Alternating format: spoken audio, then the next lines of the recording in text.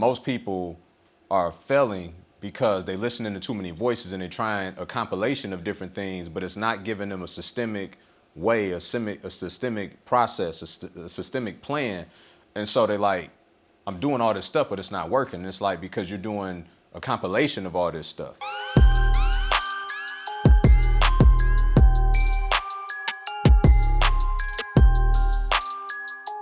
I've heard of investors that have multiple properties in their name, multiple mortgages in their name, and they don't have an LLC. But then I've heard of investors that do have LLC, and everything is under one umbrella. Brian, what's the pros and cons of having an LLC? Because what I'm doing, and I'll just digress, I'm kind of cutting out all of the voices on YouTube and I'm zeroing in on you, okay? Because I think that sometimes, we get so much information and we get so inundated that it becomes very confusing. So, what's your take on that? Yeah, first of all, I respect that, right? One of the things that I share is we have to find that voice that resonates with us and then double down on that. And then charter that course until we figure out that we've either outgrown it or we need to make a detour or whatever. Most people are failing because they listening to too many voices and they're trying a compilation of different things, but it's not giving them a systemic way, a systemic process, a systemic plan. And so they like, I'm doing all this stuff, but it's not working. It's like because you're doing a compilation of all this stuff. So, I just wanted to highlight what you said to everyone because that's so important. And that don't mean it got to be me, right? I mean, I'm glad that you chose me, but I'm just saying to everybody, find a voice that you resonate with that makes sense and follow that, because as long as you keep extracting from everywhere, your results are going to look like that too. They're going to be all over the place. Some people go out and they buy properties in their personal name, some because they don't know how to buy them in businesses. Others, they do it because they want to, choose kind of the least path of resistance. If they could find certain properties that they can get an FHA loan and only have to put 3.5% down, then they continue to buy properties in their primary name, okay? In other cases, they may can find conventional loans where they can put 5 to 10% down, which is still going to be a cheaper down payment than when you start to buy them in your business name.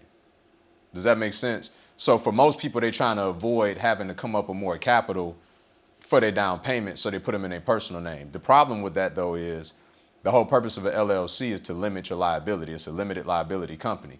Now, one could argue that because you still have homeowners insurance, right, or property insurance, that you are protected to some degree, and there's some truth to that, right? Your insurance, there's some personal liability in that insurance policy that will cover you up to a certain point, depending on if a tenant were to sue you up to a certain point.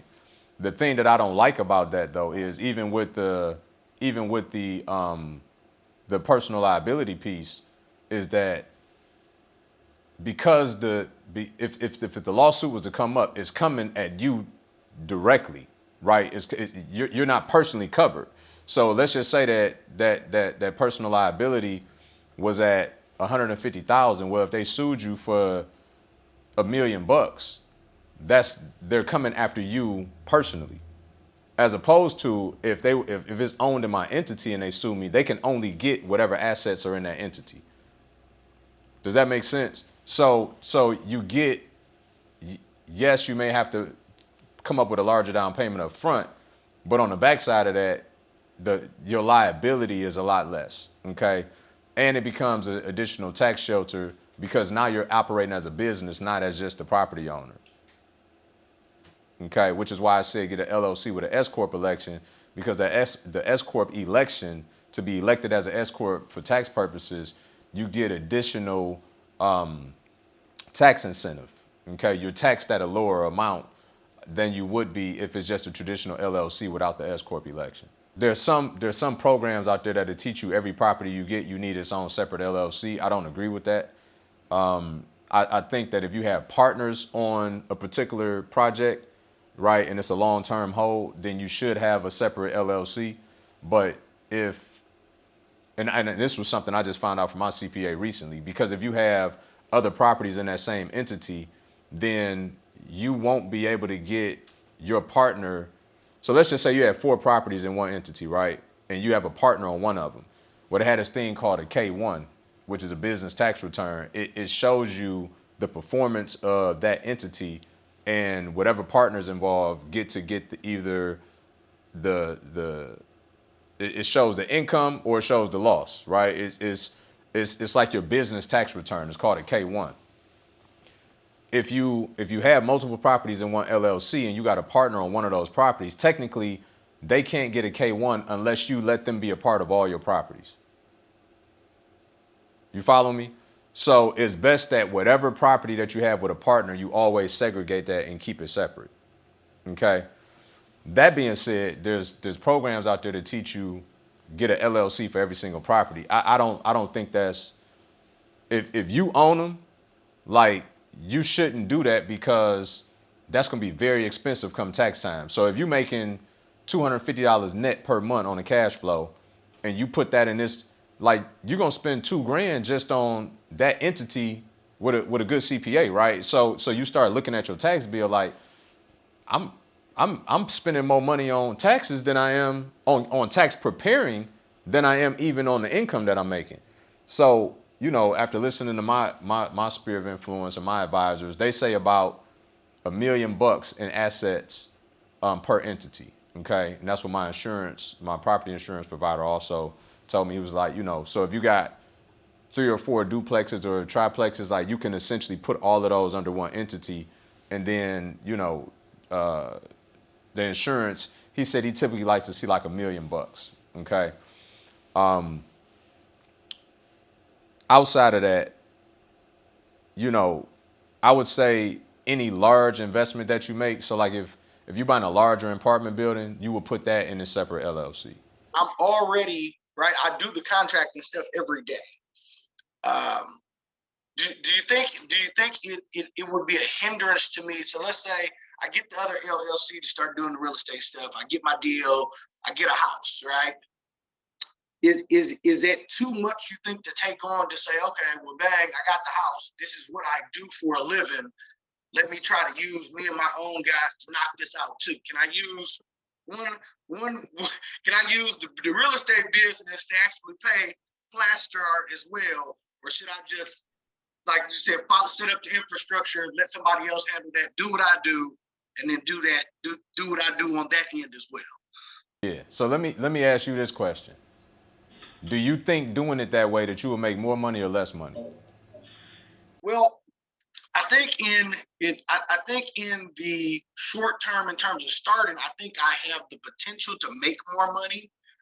What I don't want to use the word worry. What I'm thinking about is it just too much to try to do it one time? For instance, but because I do work for myself, I have the ability to shift my schedule however I need to, right? So let's say I get the flip and it's like, okay, this is going to be a 45-day venture, right? Between me and whatever other contractors I got to have. But I know plaster art and my guys can get 3 weeks of straight work out of this. For sure. And do you think that's just trying to put too much on one plate at one time?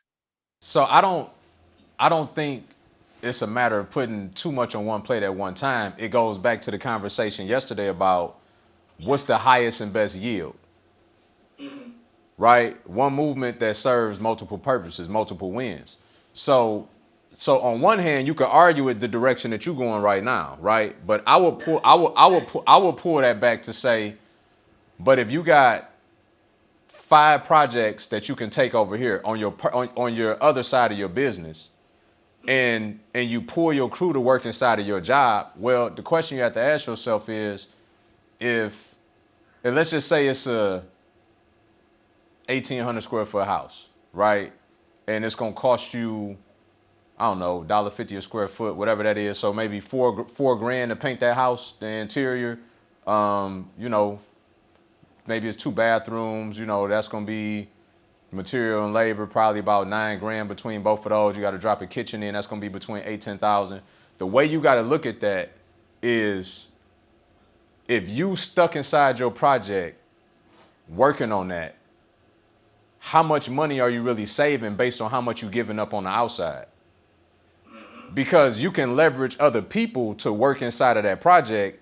And because the reality is, if I had to guess, your time is way more valuable and expensive in another environment than it would be in yours.